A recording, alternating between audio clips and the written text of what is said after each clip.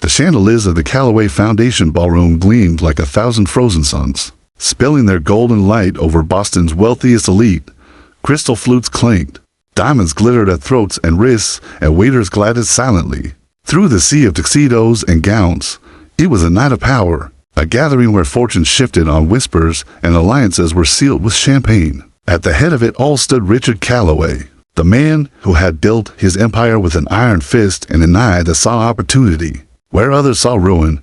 He was tall, broad-shouldered, his steel gray hair combed back with military precision, and when he spoke, even the most arrogant CEOs fell silent. The hum of conversation died as he rose from his chair and strode to the podium. The echo of his footsteps rang sharper than the string quartet in the corner. Without preamble, without even glancing at the notes laid out for him, he raised his hand and slammed it flat against the polished oak surface. The sound reverberated like a gunshot through the room. Every head turned, every smile froze. Richard Callaway thrived on moments like this, moments where he could command silence with a gesture, bend the night to his will. $3.5 billion, he said, his voice cold and resonant, slicing through the ballroom's hush. He held up a weathered leather folder, its corners cracked with age, its pages yellowed. This is what's at stake, a contract, an agreement, a key, call it what you will, but without it, my company cannot move forward. His eyes scanned the crowd, lingering on rivals who tried to mask their curiosity. It must be translated. Tonight, murmurs rose, scattered and anxious. Everyone in the room knew Callaway never staged theatrics without purpose. He lifted the folder higher. The edges of the paper fluttered faintly under the ballroom's air currents. I'm offering $36 million, he continued, and the sum landed like a thunderclap. A ripple of astonishment swept the crowd, even among billionaires. $36 million was not an insignificant wager. He allowed the surprise to sink in before adding, to anyone who can accurately translate this document, the only condition is that it must be done publicly, here, witnessed by all.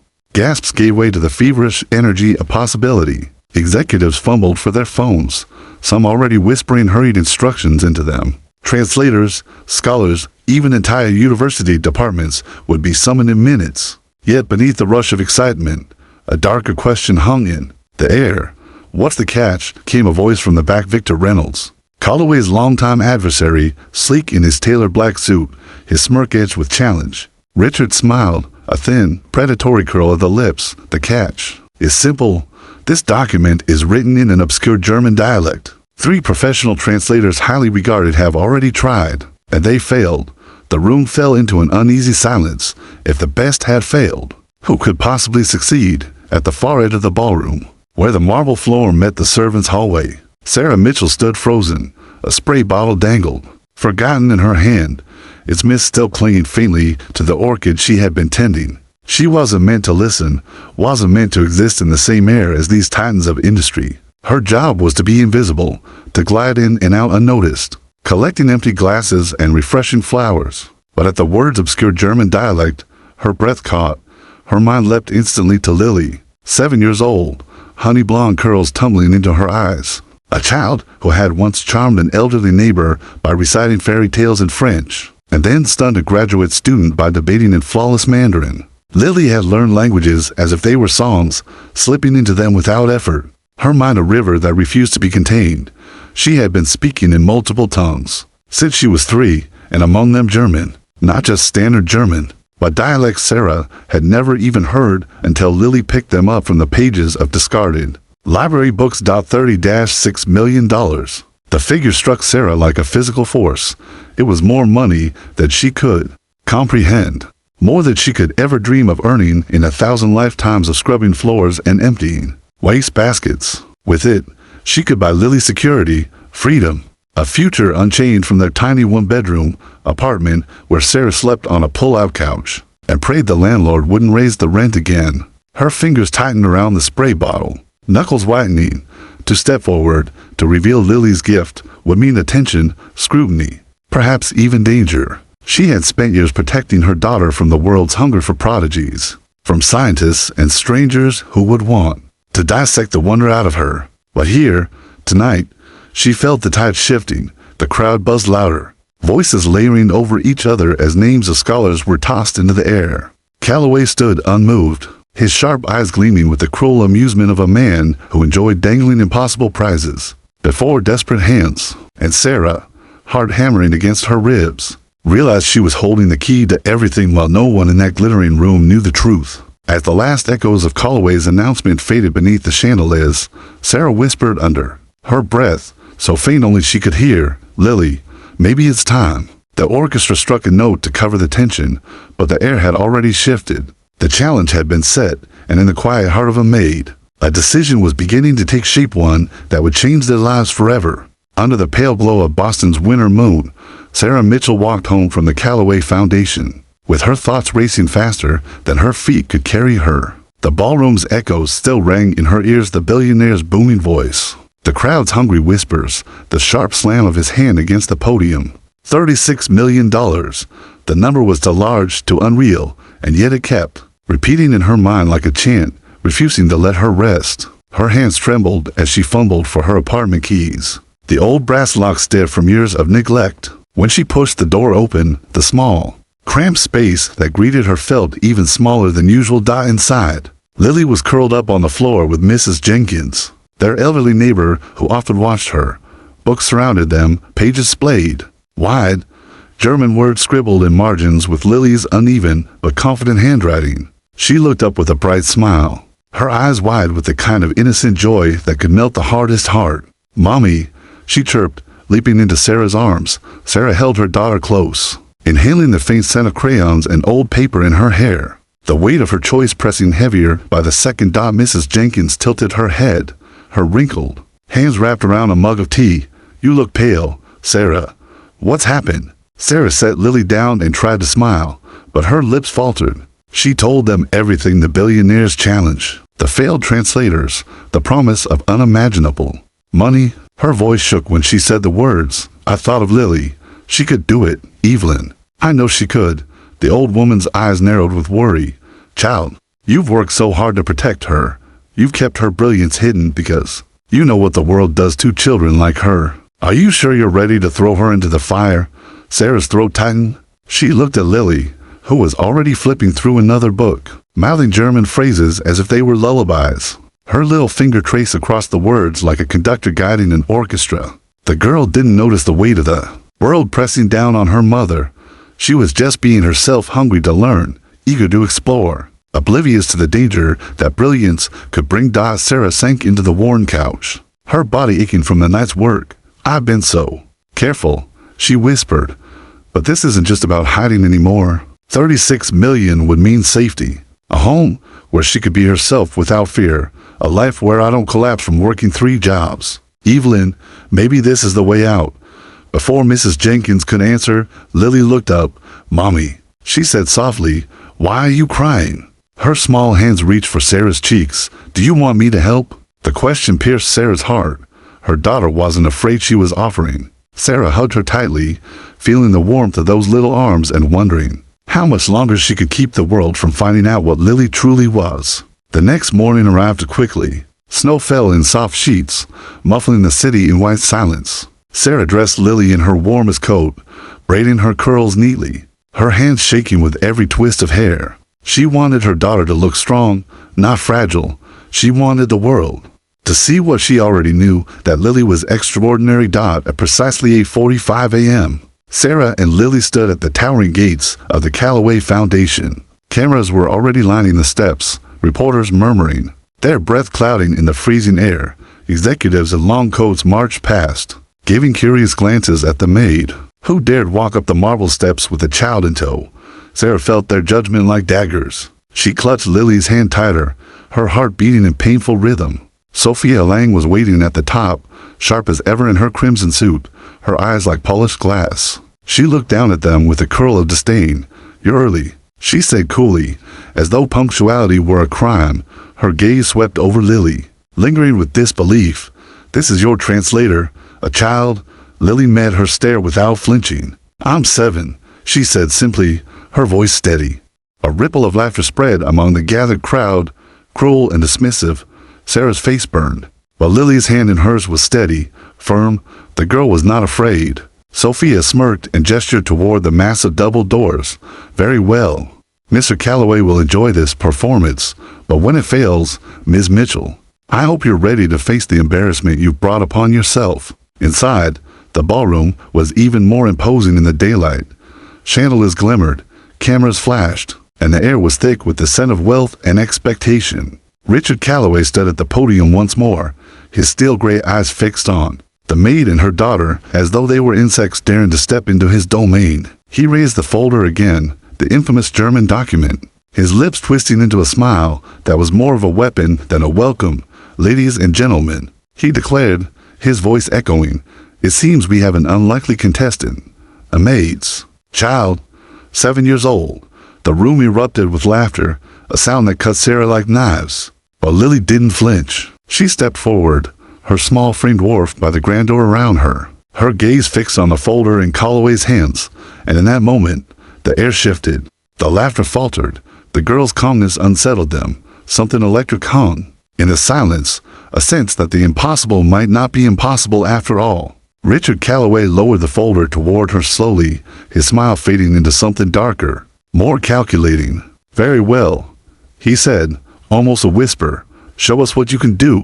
The world seemed to hold its breath. The air in the grand ballroom was thick, the kind of silence that carried more weight than any roar of applause or jeer of laughter. Chandeliers glistened overhead, their lights spilling over a sea of curious faces, executives leaning forward in disbelief, journalists lifting their cameras, rivals of Richard Calloway smirking as though they were about to witness a circus act. All eyes were on one tiny girl who stood at the center of it all, Lily, 7 years old. Her curls braided neatly, her small shoes barely making a sound on the polished marble, stared up at the billionaire with calmness that didn't belong to. A child. Richard Calloway held the worn German folder as if it were a weapon. He extended it toward her slowly, his steel gray eyes narrowing.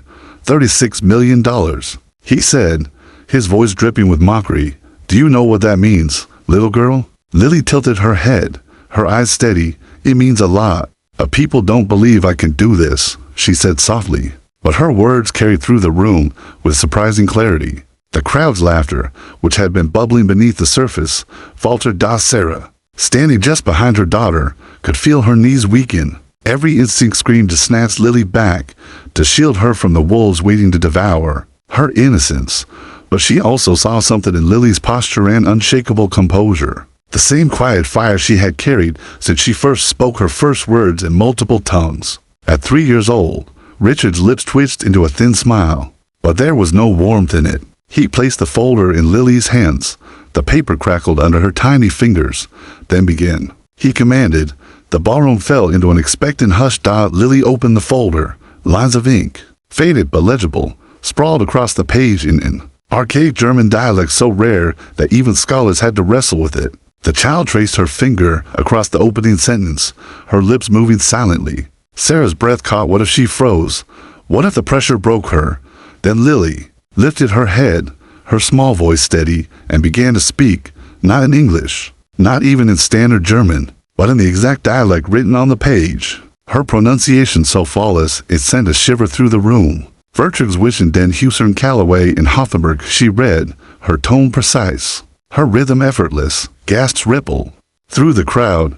Some clutched their pearls. Others leaned so far forward it seemed they might fall from their seats. A man from the back shouted, impossible. She must have been coached. But Lily continued, her voice unwavering, her little finger sliding down the lines as if she had lived inside these words her whole life. She paused briefly, then glanced up at Richard Calloway. This part here, she said, switching smoothly into English, was copied incorrectly. It's a common mistake if you confuse regional dialects. It doesn't say rights of ownership. It says rights of inheritance.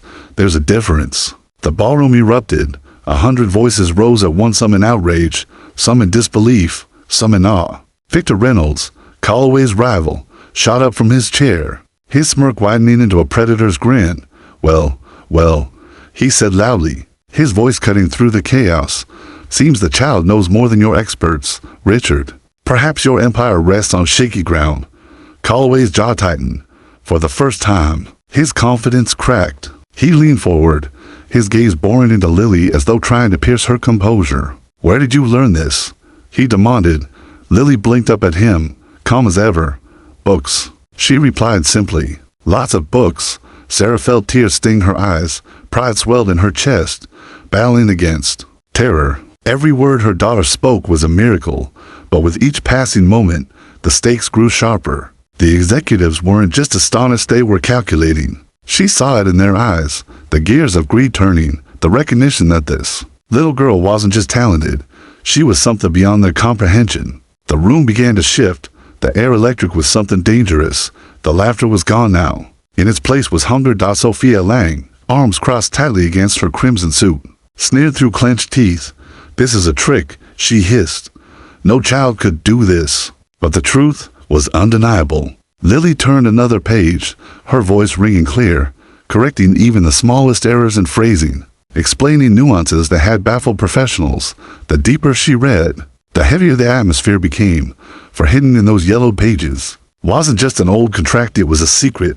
The words Lily translated spoke of financial dealings buried in obscurity, agreements laced with deception, clauses meant to conceal rather than reveal. And Richard Calloway knew it. His face darkened, the muscles in his jaw working as he realized the very show he had staged to flaunt his power was spiraling out of control. What he had intended as a public display of dominance was becoming a public unraveling of truths. Better left hidden. By the time Lily reached the end of the first page, the ballroom was silent again, but this time, it wasn't the silence of disbelief. It was the silence of fear. Fear of what else this child might uncover. Fear of what this translation truly meant. Sarah clutched her hands together, praying. Silently, she knew it now. They had stepped into something far larger than $36 million. Lily looked up from the page, her voice soft, but clear enough to be heard by all. Mr. Calloway, she said, this document doesn't make you richer, it makes you exposed. And with that single line, the room broke into chaos. The ballroom dissolved into chaos. Voices clashed, rising like waves crashing against marble walls. Executives shouted over each other, reporters pushed forward with frantic questions, and even the polished calm of Boston's elite cracked into panic. Lily stood in the center of it all, small and still, the weathered folder clutched in her hands like a torch casting light in the shadows that had been hidden for decades. Richard Calloway's fingers tightened around the podium until his knuckles blanched. His carefully built empire of power and fear was suddenly under siege, not from rivals, not from lawyers, not from governments, but from the steady voice of a 7-year-old girl who had no idea how deeply she was cutting into his kingdom. Sarah pressed forward, her protective instinct overwhelming her fear. Sweetheart, she whispered, her voice trembling, that's enough. You don't have to. But Lily raised her eyes, and the look in them silenced her mother. There was no arrogance there.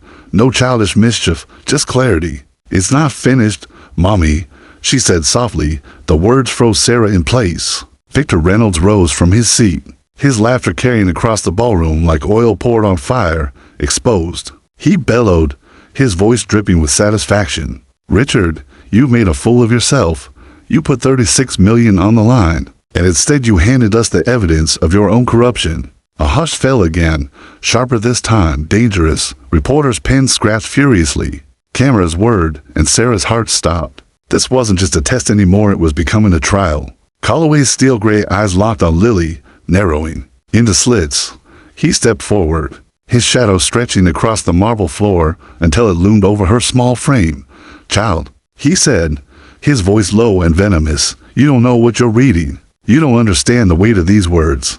But Lily didn't flinch. She flipped to the next page, her small finger guiding her eyes across the faded lines. This section, she said clearly, speaks of concealed assets, offshore, accounts hidden under false names. You changed numbers so people wouldn't see how much you really took.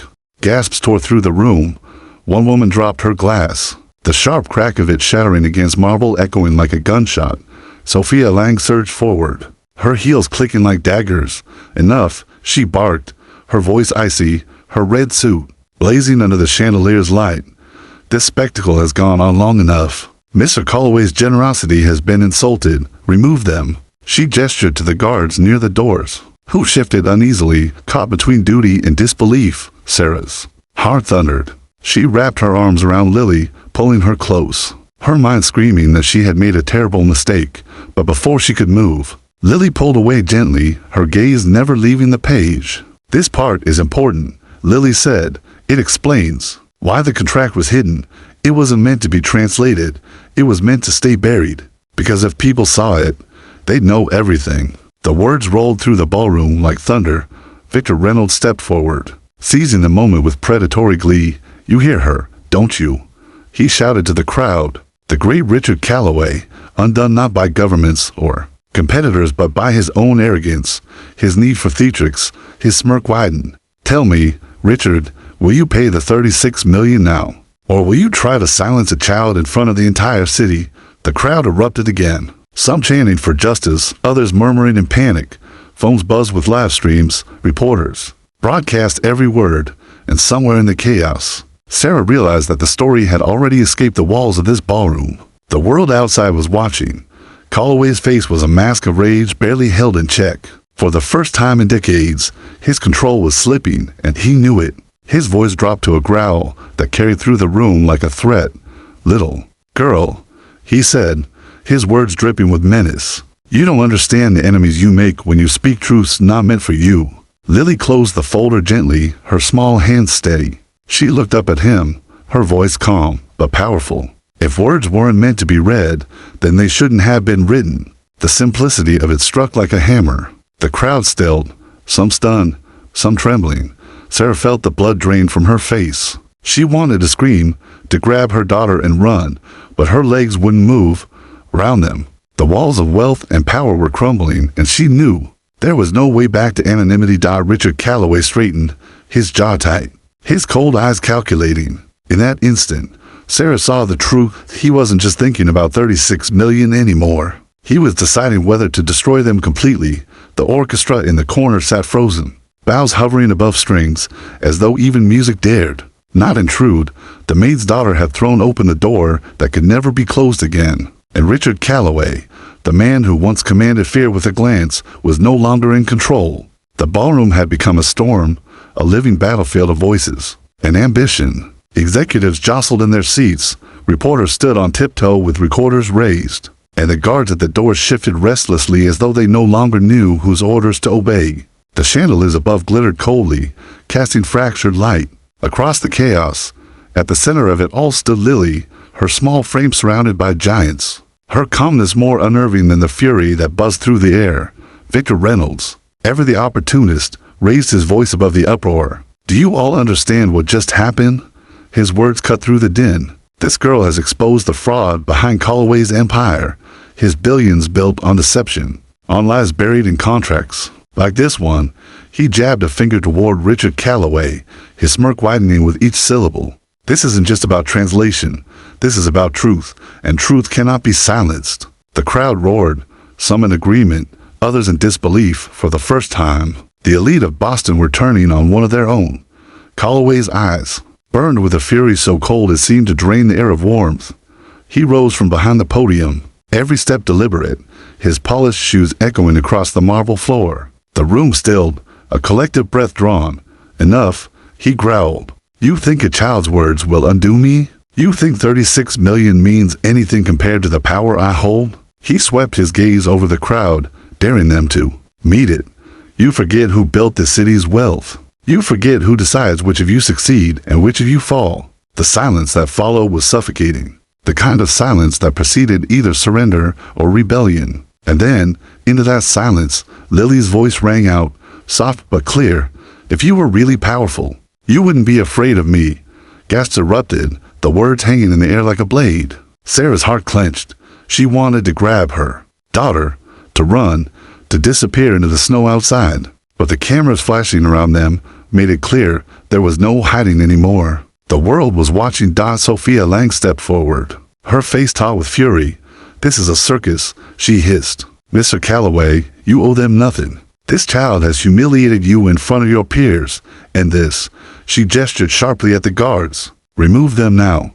The guards hesitated, eyes flickering between Calloway and the girl who had silenced an entire room with her words.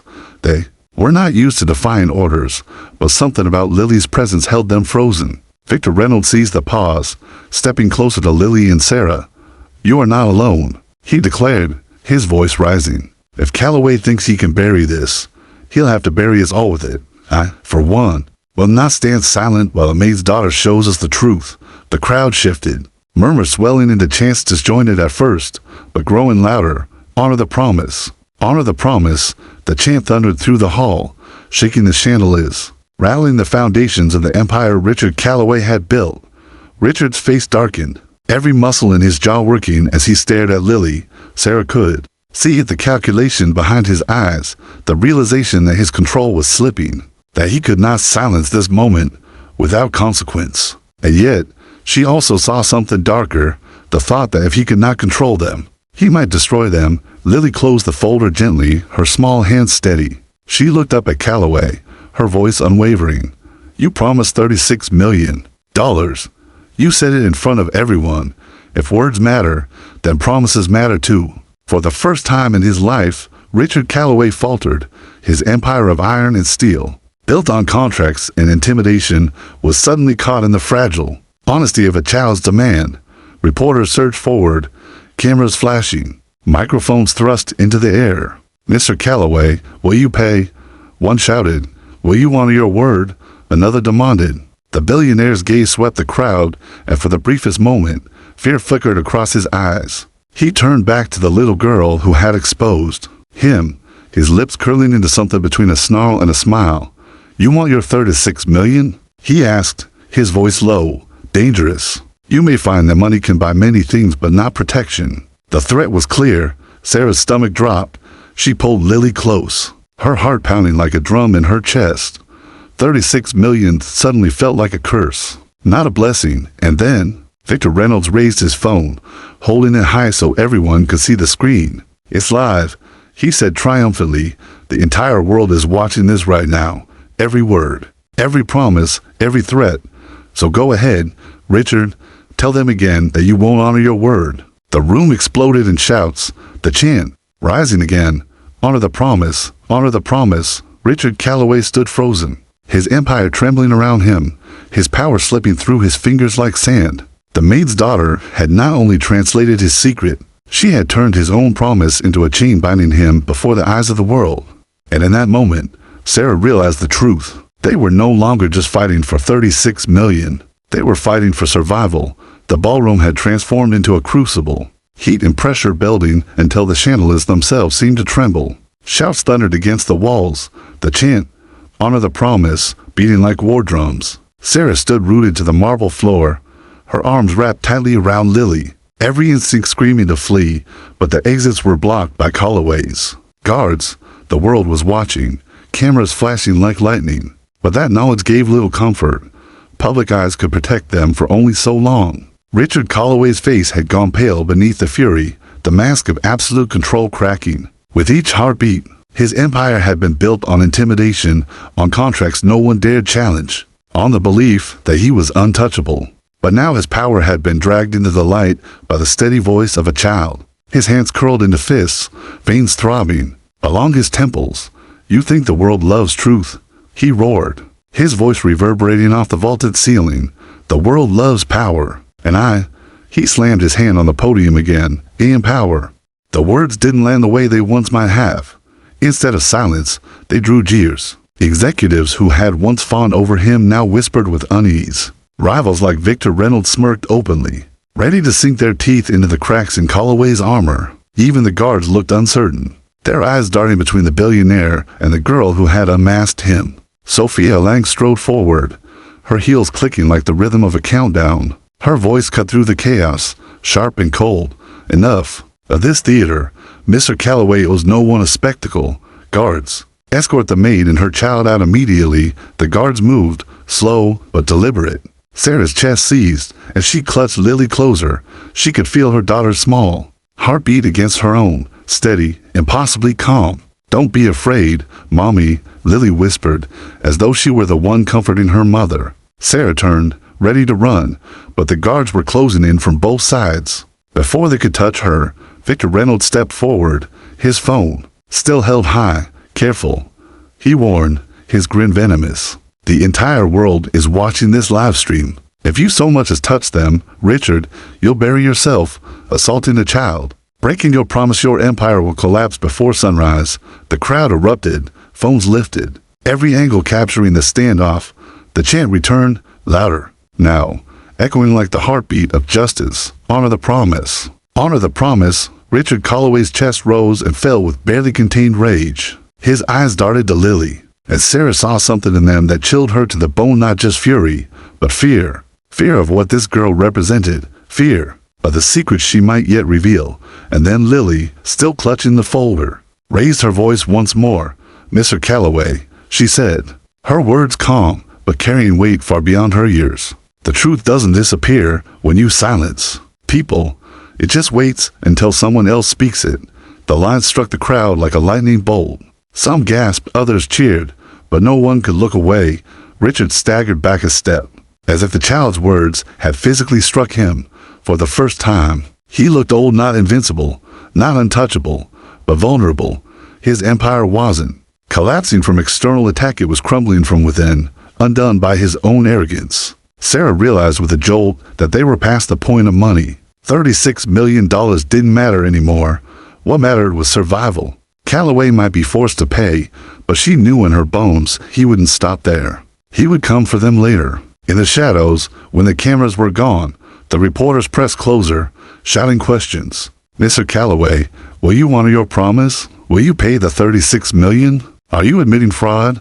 The billionaire raised a trembling hand, demanding silence. But his voice, once so commanding, cracked as he answered, "Yes, I will honor my word." The room exploded into cheers and gasps, cameras flashing in a frenzy. Victor Reynolds leaned back, satisfied, while Sophia Lang's face twisted with fury. But Sarah didn't cheer. She saw the look in Richard Calloway's eyes, the glint of vengeance hidden beneath forced compliance. She knew this wasn't the end. It was only the beginning. Lily, still steady as stone, slipped her small hand into her mother's and whispered again, "It's okay, Mommy. We'll be safe. The truth is bigger than him." Sarah wanted to believe it. She wanted to hold on to the fragile hope that the truth could shield them. But as the crowd roared and the cameras captured the moment, she felt the shadow of Richard Calloway's promise pressing down on them, darker and more dangerous than ever before. Because some promises like $36 million could be enforced, but others, like revenge, were carried in silence, and Sarah knew the real fight was yet to come. The roar of the crowd inside the Calloway Foundation ballroom, carried out into the snowy Boston streets, carried through live streams on screens. Around the world, $36 million had been promised, and Richard Calloway had been forced to bow his head in reluctant acknowledgement. Yet even as the cameras flashed, as reporters shouted and executives whispered in stunned disbelief, Sarah felt no relief. She saw his eyes, cold, calculating, venomous. A man like Richard Calloway did not lose gracefully. The crowd surged closer, jostling to get a clearer shot of Lily, the tiny girl who had turned the empire of Boston's most ruthless billionaire upside down. Strangers shouted her name, calling her a genius, a miracle. Sarah tightened her grip on her daughter's hand, her instinct screaming that this attention was as dangerous as Richard's wrath. She wanted to vanish, to disappear into the falling snow and never look back. But the exits were blocked by swarms of cameras, microphones, and men in suits who smelled opportunity in every flash of Lily's bright eyes. Then, like a knife through the chaos, Richard's voice cut the air. $36 million, he repeated, his tone calm now, to calm, his fury hidden under a mask. It will be transferred. But let me remind you, all money does not erase contracts. It does not erase ownership. What is mine remains mine. His eyes bore into Lily's with a promise darker than any spoken word. Victor Reynolds laughed from the sidelines, delighting in the spectacle. Spoken like a man who just lost control of the room. He taunted, the great Calloway, stripped bare by a maid's daughter. History will not forget. Tonight, the crowd cheered again, but beneath the roar, Sarah felt the ground shifting. Calloway wasn't finished. His empire might have been shaken, but he was already plotting, already scheming, and she knew he wouldn't hesitate to destroy them if it meant regaining control. Sophia Lang reappeared at Richard's side, whispering urgently, her eyes like twin blades. Sarah couldn't hear the words, but she saw the way Calloway's face hardened, the way his gaze flicked toward the guards still posted at the doors. A chill ran down her spine. He wasn't going to wait until tomorrow. He was going to act tonight. Lily, oblivious to the plotting around her, lifted her chin and spoke once more. Her voice was small, But the ballroom hushed instantly. "Mr. Calloway," she said, "if you try to hide the truth, you'll only lose more. People will always find it again." It was a child's voice, innocent and steady, but it landed like a hammer blow. Gasps spread through the room. For the second time that night, Richard Calloway staggered under the weight of her words. And then the twist came. From the back of the room, a man in a plain gray suit stepped forward. He wasn't part of the elite, wasn't one of the invited guests, but the badge he pulled from his coat gleamed unmistakably under the chandelier light. "Federal investigator, Mr. Calloway," the man said, his voice calm but authoritative. "We've been reviewing your dealings for some time. This document," he gestured to the folder in Lily's hands, "is precisely what we needed. And thanks to this young girl's translation, we have everything required to proceed." The ballroom erupted in pandemonium. Reporters shouted questions. Executives stumbled over themselves to distance their names from Calloway's empire. Sophia's face drained of color, her composure cracking for the first time in decades. Richard Calloway's mask shattered completely. His fury boiled over as he lunged toward Sarah and Lily, his voice a roar.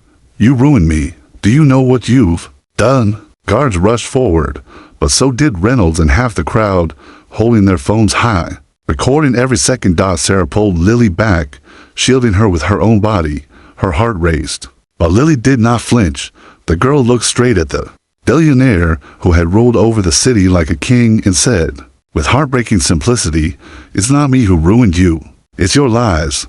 The words hung in the air like judgment itself. The federal agent stepped between them, hand raised.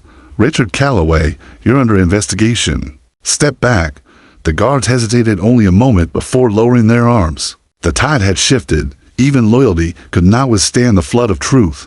And then, as Calloway was pulled away, raging and spitting threats, the cameras caught Lily turning to her mother. She tucked her small hand into Sarah's and whispered, just loud enough for those closest to hear, "We're free now, Mommy."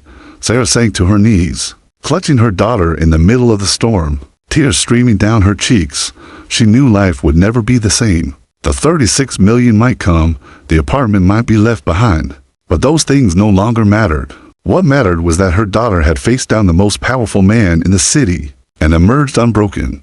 The world would remember the night a Maid's child spoke 7 languages and unmasked a billionaire. But for Sarah, the story was simpler. It was the night she realized her little girl wasn't just a prodigy, she was a force. The world could not contain. And in the snowy silence outside the ballroom, as cameras followed them into the night, Sarah whispered back the only words she could manage, "Yes, Lily, we're free."